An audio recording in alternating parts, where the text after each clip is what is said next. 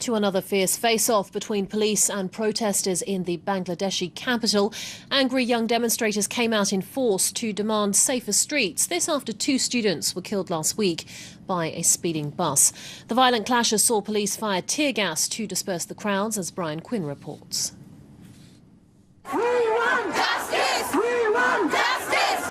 An 8th day of massive demonstrations in the Bangladeshi capital Dhaka, as students once again took to the streets to demand safer roads.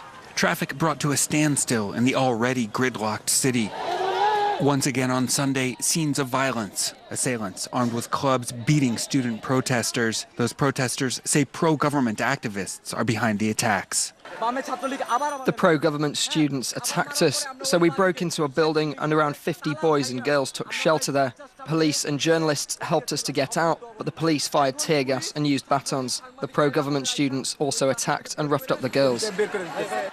Over the weekend, police fired tear gas and rubber bullets at demonstrators, drawing criticism from the U.S. Embassy in Dhaka. Dozens of people have been injured over the past week. The protests, sparked by the deaths on July 29th of 2 teenagers run down by a speeding bus. Bangladesh has one of the world's highest traffic fatality rates, with over 4,000 people killed each year. The transportation sector is widely seen as corrupt, unregulated, and dangerous.